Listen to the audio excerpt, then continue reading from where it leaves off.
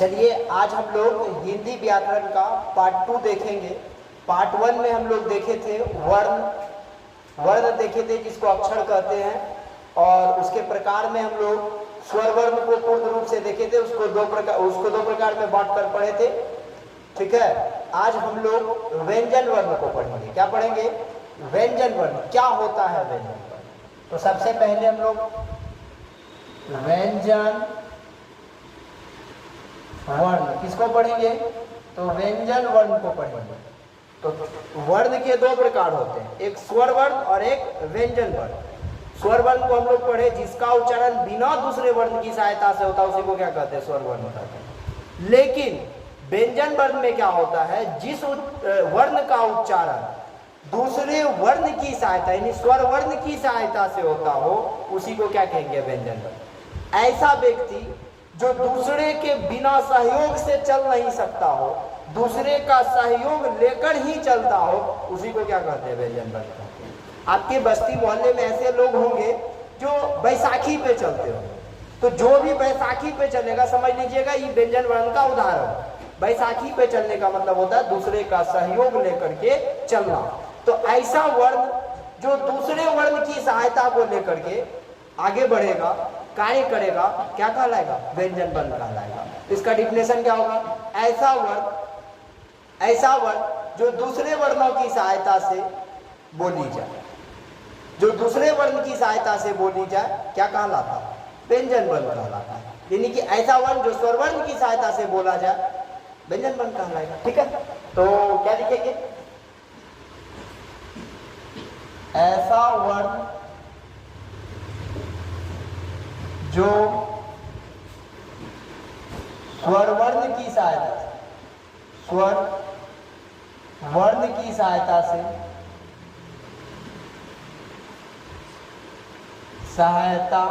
से बोली जाए, कोमा व्यंजन वर्ण कहलाता है। व्यंजन वर्ण कहलाता है। तो जो बैसाखी पे चलेगा व्यंजन वर्ण कहलाएगा। आपके बस्ती में यदि किसी व्यक्ति होंगे जो दूसरे के सहायता लेकर आगे बढ़ना चाहते हैं, वही बेस्ट एग्जाम्पल है व्यंजन वर्ण का। अब समझिए, जैसे एग्जाम्पल जैसे को बोल रहे हैं, तो को में आप देखिए को ओ आ रहा है, तो ओ आया, ओ कौन सा वर्ण? स्वर वर्ण। एग्जाम्पल खो में क्या आ रहा? ओ, तो ओ कौन सा वर्ण? ओ स्वर वर्ण। ओ स्वर वर्ण है।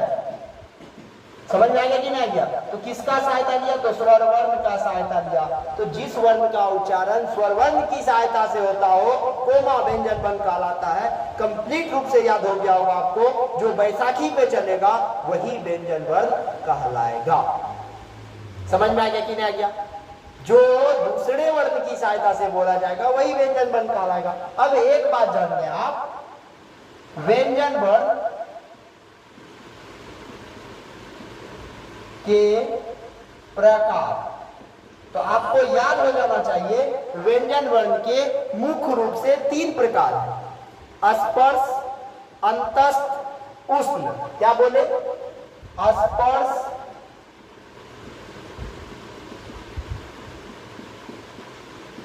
अंतस्थ और उष्ण। 3 प्रकार के वर्ण, स्पर्श, अंतस्थ और उष्ण। 3 प्रकार के व्यंजन वर्ण। कितने प्रकार के? 3 प्रकार। स्पर्श, अंतस्थ और उष्ण मुख्य रूप से। अब समझिएगा स्पर्श वर्ण किसको कहते हैं? तो को से लेकर, कहां से? को से लेकर मो तक के वर्ण को क्या कहते हैं? स्पर्श वर्ण कहते हैं। स्पर्श वर्ण कहते हैं। ठीक, को से लेकर मो तक के वर्ण को स्पर्श वर्ण कहते हैं। तो समझिएगा स्पर्श वर्ण को 5 वर्गों में बांटा गया। स्पर्श वर्ण को 5 वर्गों में बांटा गया है। कितने वर्गों में? इसको 5 वर्ग में बांटा गया। कितना वर्ग में? 5 वर्ग में बांटा गया है।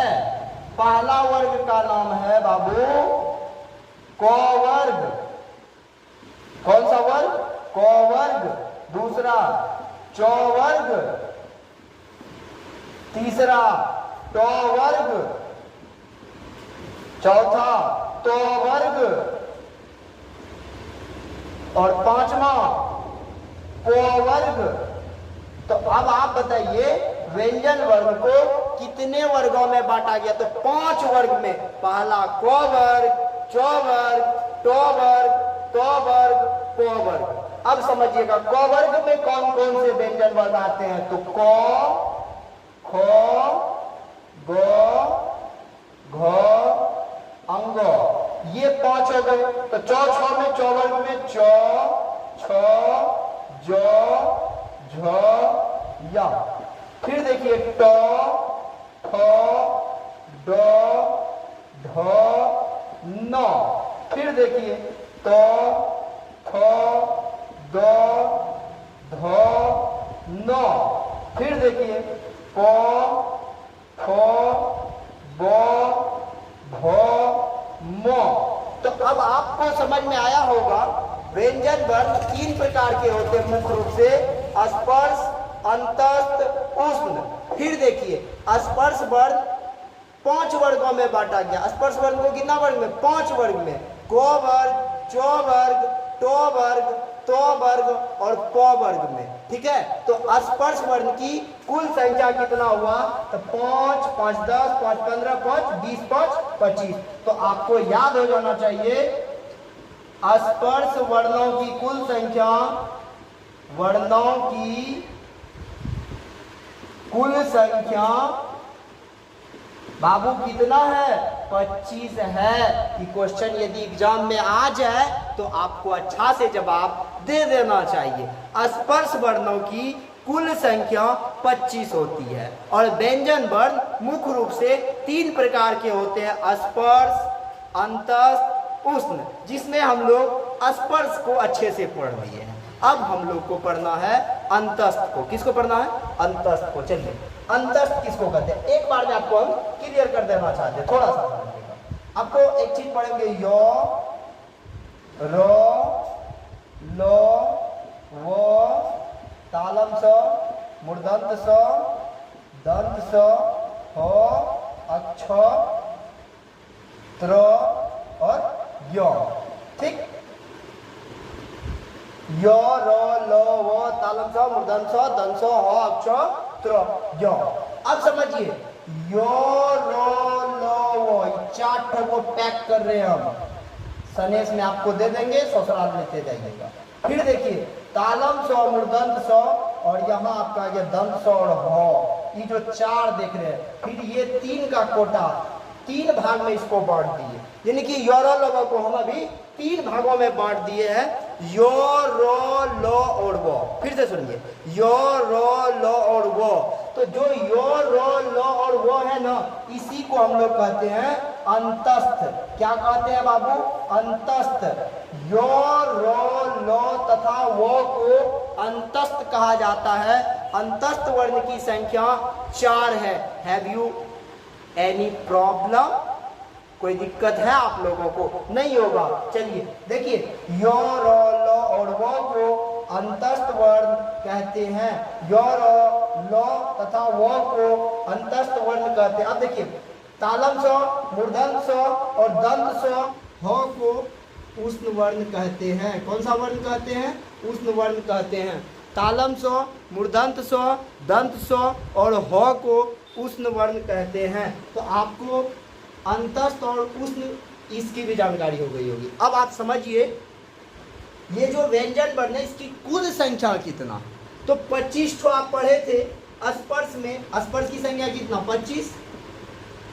अंतस्थ की संख्या कितना? 4। उष्ण की संख्या कितना? 4। तो 25, 4, 29, 29, 4, 33। कितना हो गया? 33। तो अब एक बात याद आप रखिएगा, व्यंजन वर्ण की कुल संख्या, व्यंजन वर्ण की कुल संख्या 33 है। क्वेश्चन आपको एग्जाम में आएंगे, आपको बनाना पड़ेगा। व्यंजन वर्ण की कुल संख्या 33 है।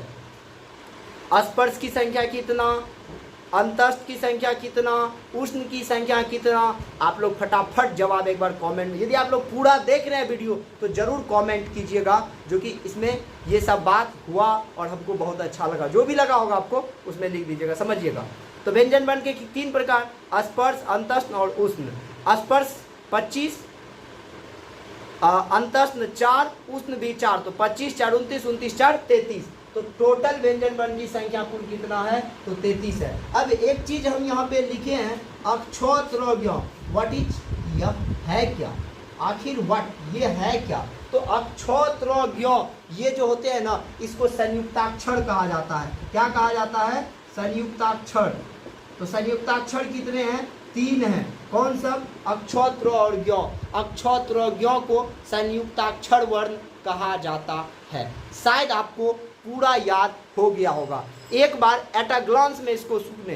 ठीक, व्यंजन वर्ण कहते किसको है, सबसे पहले व्यंजन वर्ण कहते हैं जिसका उच्चारण स्वर वर्ण की सहायता से हो, जो बैसाखी लेकर चले, उसी को व्यंजन वर्ण कहते हैं। पहला बात क्लियर। एग्जाम्पल फॉर को, खो, गो, घो, चो, छो, टो, ठो, पो, फो, ईटीसी। ठीक, ओके, चलते अब हम लोग व्यंजन वर्ण के प्रकार को जानते हैं। व्यंजन वर्ण के मुख्य रूप से 3 प्रकार होते हैं, स्पर्श, अंतस्थ और उष्ण। स्पर्श, अंतस्थ और उष्ण। स्पर्श किसको कहते हैं, क से लेकर म तक के वर्ण को स्पर्श वर्ण कहते हैं। इसकी संख्या 25 होती है। इसको 5 वर्ग में बांटा गया है, क वर्ग, च वर्ग, ट वर्ग, त वर्ग और प वर्ग। क वर्ग में क ख ग घ ङ, च वर्ग में ट छ छ ज ज य, ट वर्ग में ट ठ ड ढ न, त थ द द न, प फ ब भ म। अब आ जाते हैं अंतस्थ में। अंतस्थ की संख्या 4, य रो ल और व, य रो ल और व, इसकी संख्या कितना हो गया, 4। फिर आ जाते हैं उष्ण में। उष्ण की संख्या तालम स, मूर्धन स, धन स और ह। तो 25 4 29 4 33, बाकी बच गए 3। अक्षोत्रज्ञ। अक्षोत्रज्ञ को संयुक्ताक्षर वर्ण कहा जाता है। मेरे ख्याल से आपको सारा कॉन्सेप्ट क्लियर रूप से समझ में आ गया होगा। एक आपको हम एग्जाम आइडिया दिखा रहे हैं, ठीक है। एक एग्जाम आइडिया देखिए और बहुत मजा आएगा, आपको जवाब भी देना है। चलिए देख लेते हैं, थोड़ा सा देख लीजिएगा एग्जाम आइडिया। एग्जाम में आपका पूछेगा कैसे, एग्जाम आइडिया। एग्जाम में पूछेगा क्वेश्चन, व्यंजन वर्ण की संख्या, वर्ण की संख्या है। Option A 25, 33, 11, 13। अब आपको जवाब करना और टिक आउट करना है जो व्यंजन वर्ण की कुल संख्या कितनी है।